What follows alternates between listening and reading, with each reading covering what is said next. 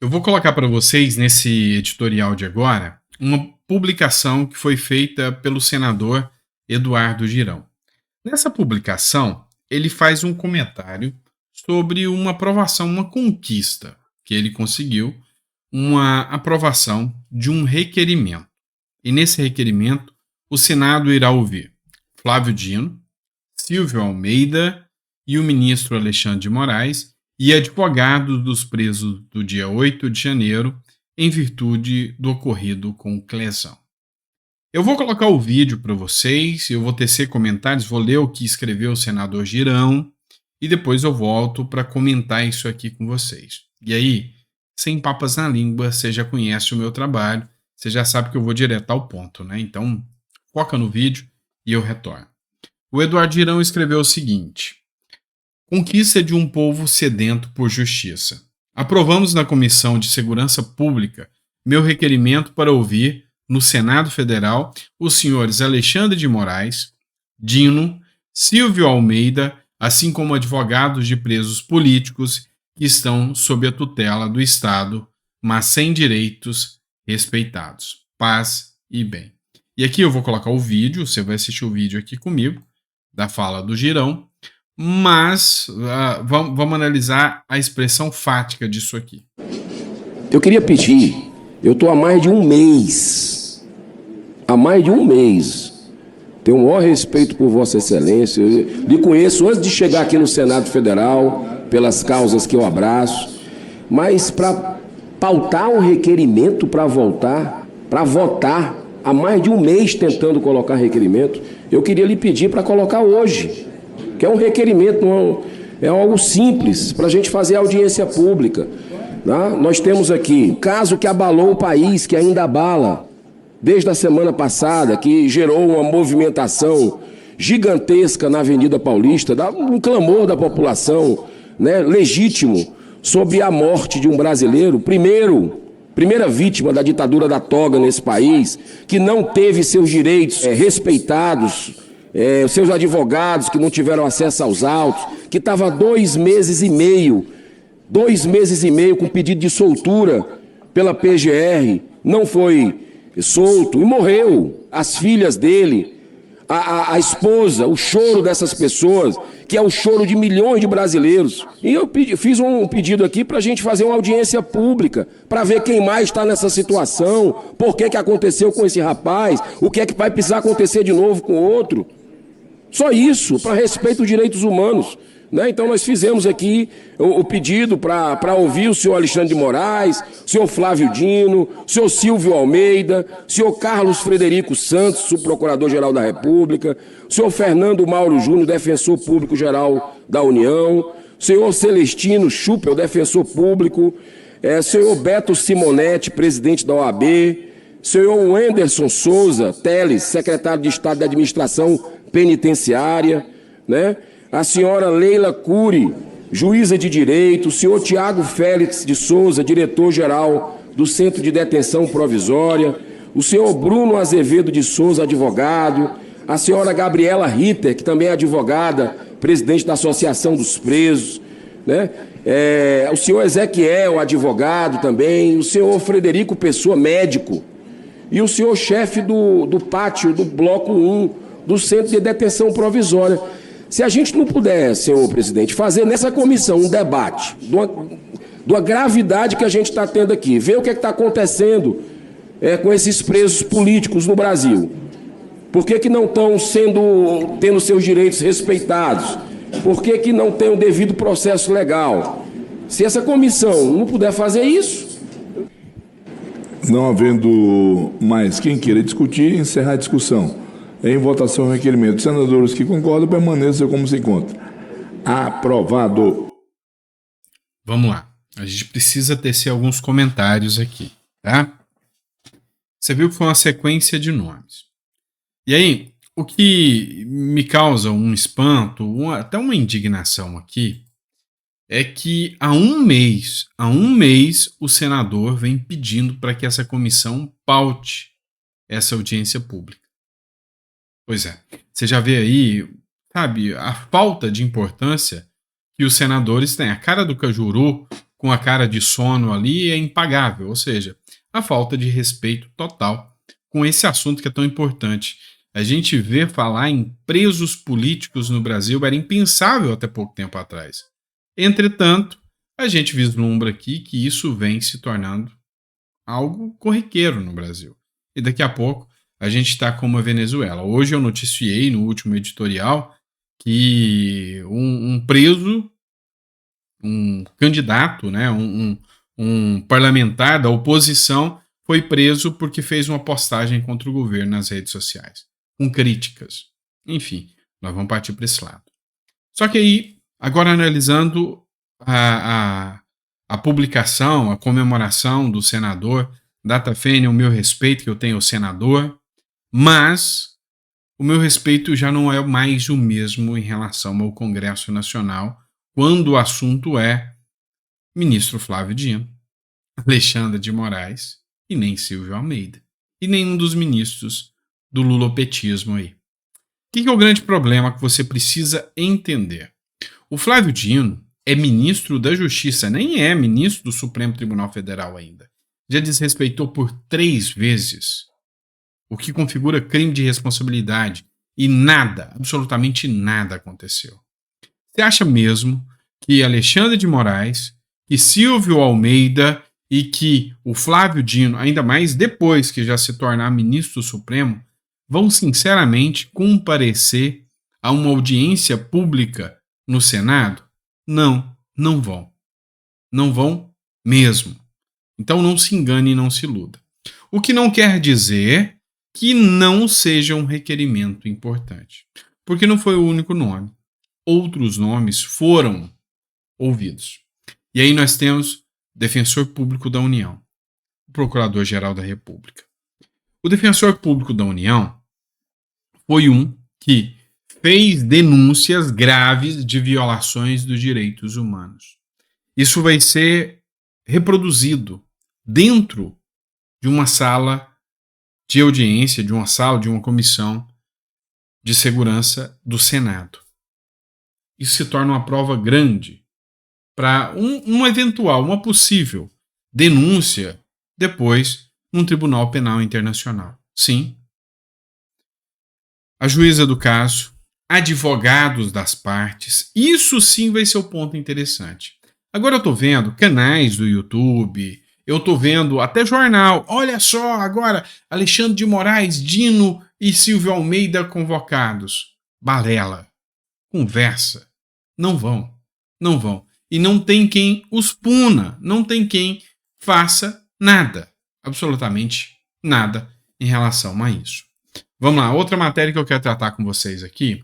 O Marcel Van Hatten fez uma publicação aqui sobre as falas da mulher do Clezão, porque essa convocação é sobre a morte do Clezão. Então o Marcel Van Hatten colocou aqui, ó, dia 26/11/2023, na Avenida Paulista, fala da mulher do Clezão. Clezão, ele não é criminoso, ele não é bandido, mataram meu Clezão, e eu tenho sede de justiça.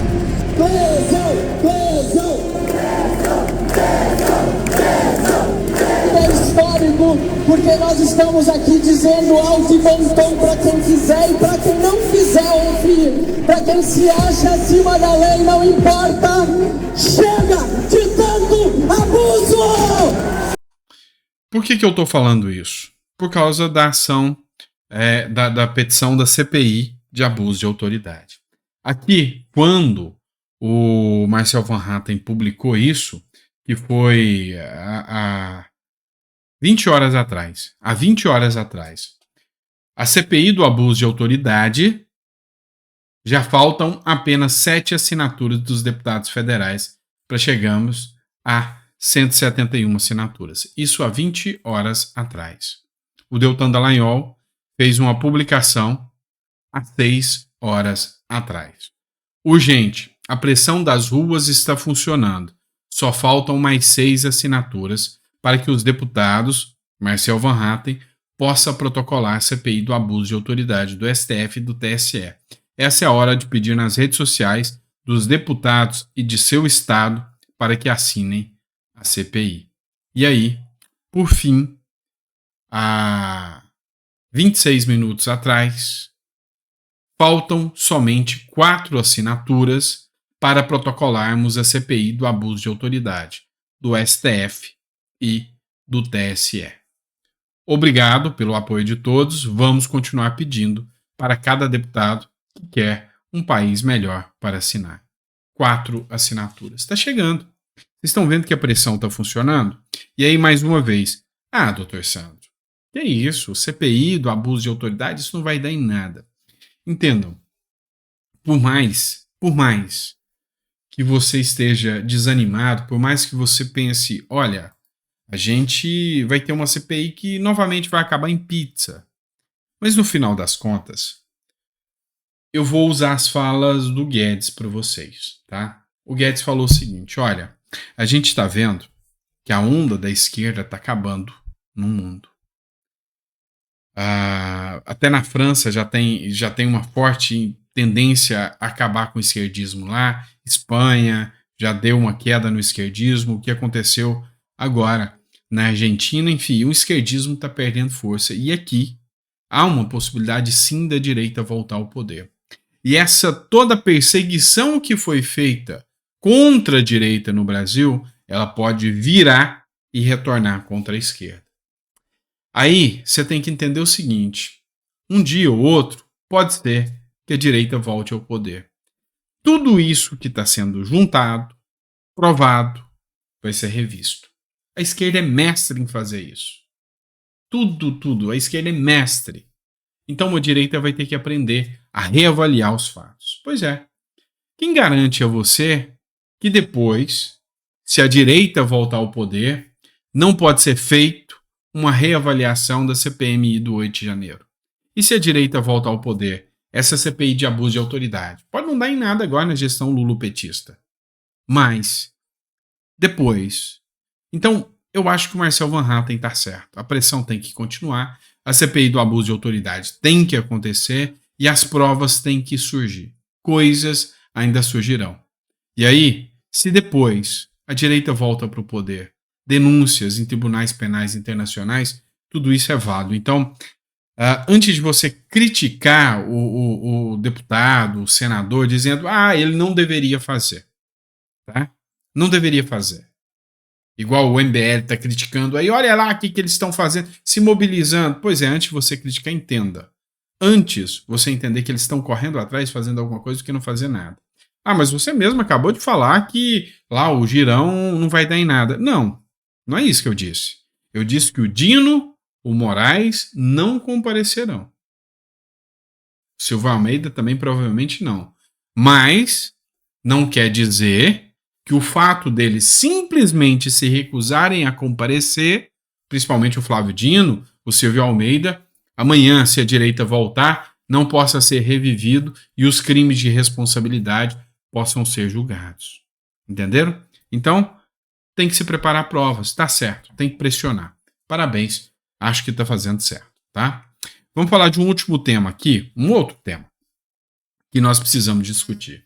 Eu fiz com vocês uma enquete, e nessa enquete, perguntando se vocês apoiariam Ricardo Nunes, Ricardo Salles, Boulos, o Kim Kataguiri, a Tabata, eu só coloquei depois também, e eu perguntei como que vocês votariam.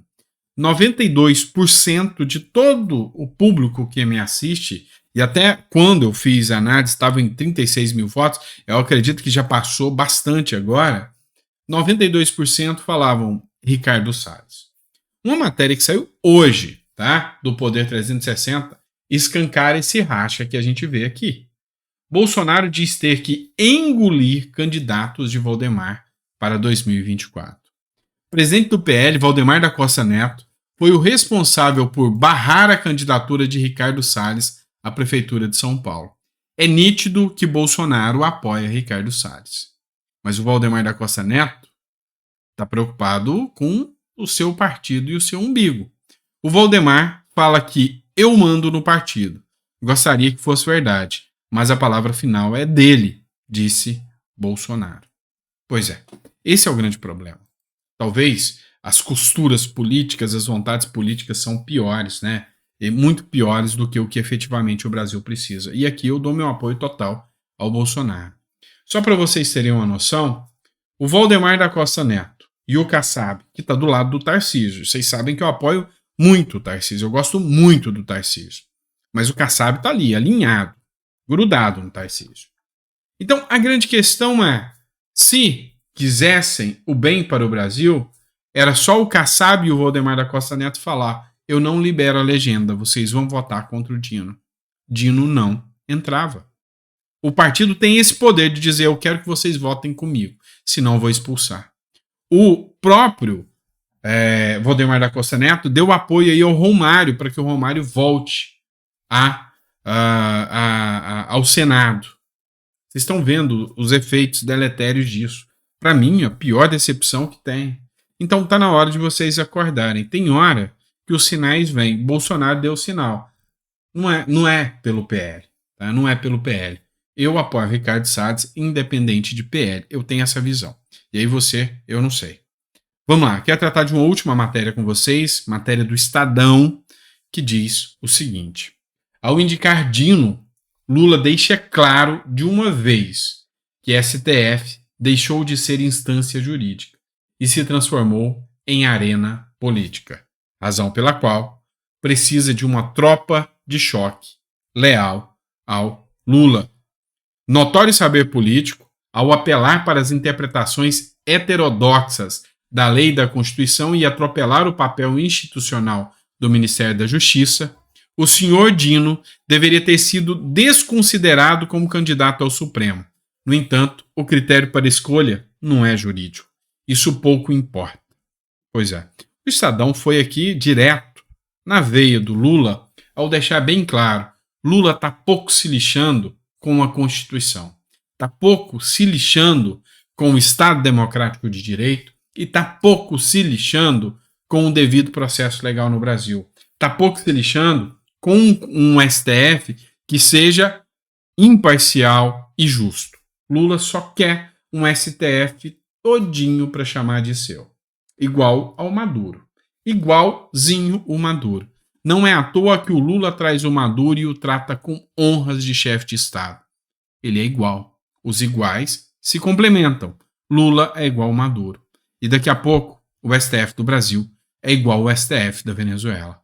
E daqui a pouco, o Congresso do Brasil deixa de existir, igual ao Congresso da Venezuela. Daqui a pouco, o STF declaradamente vai fazer as leis. Daqui a pouco, a primeira-dama se torna a líder do STF, destitui o STF e manda em tudo. A gente está vendo a Venezuela acontecer tudo isso. E a gente está vendo a venezuelização do Brasil. Só não acredita quem não quer, mas está andando literalmente neste caminho. O Brasil já não é uma democracia pulsante, é uma democracia relativa. Palavras do presidente da República. Pois bem. Obrigado, pessoal. Fica com Deus. Vejo você no próximo editorial. Abraço.